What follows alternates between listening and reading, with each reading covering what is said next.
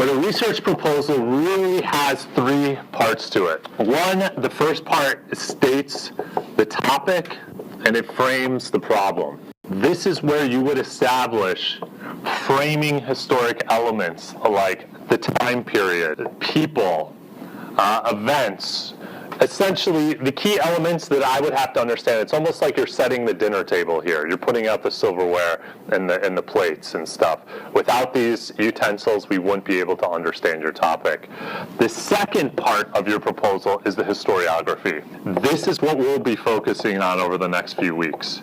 Identifying what do other people say about your topic, right? This is an important piece. Understanding what have other people said.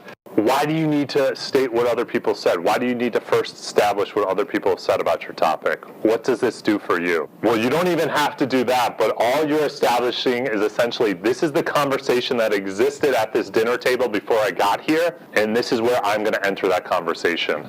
By setting up the historiography in the second part, you're establishing and creating space for your intervention. What are you going to research? And essentially, why should I care? Right? What is your intervention into the topic? If you don't take the time to think and look at what other people have said about your topic, you essentially are like that person who shows up, doesn't care what anyone's been talking about prior to that conversation, just like barges into the group and starts like talking and telling their own stories all the time. I don't know if you guys know of anyone like this in your life, right?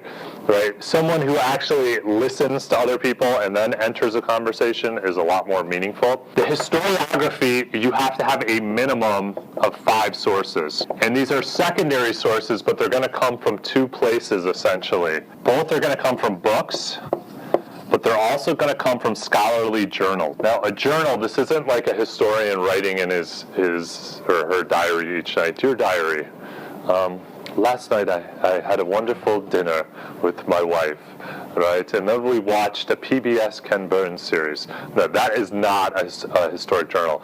Historic journals, and I'd write this down, are peer-reviewed journals. What keeps your job if you're a historian and a professor is publishing, right? But how long does it take to publish a book? Does anyone want to take a guess? 2 years, I heard? Yeah, right? 10 years to publish a book. It takes at least 10 years. In order to do this, how are you going to get this to keep your job?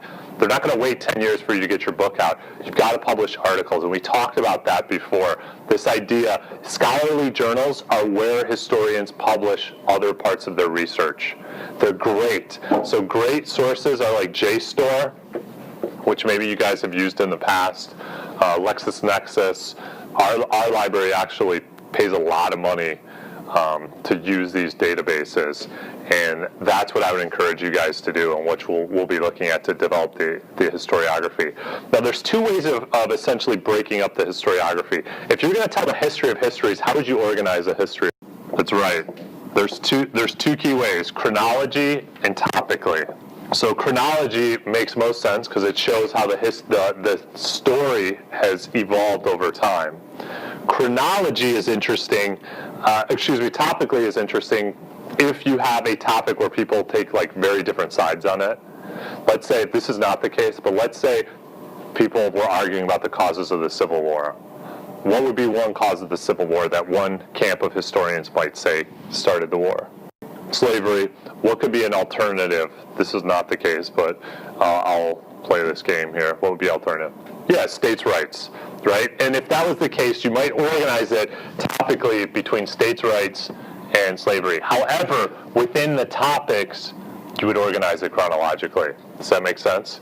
So what the proposal does is you're establishing what have other people said about your topic, which then creates the space for your intervention, what you're going to say about it, and the last piece of your proposal are your research questions. I'd write that down, your research questions.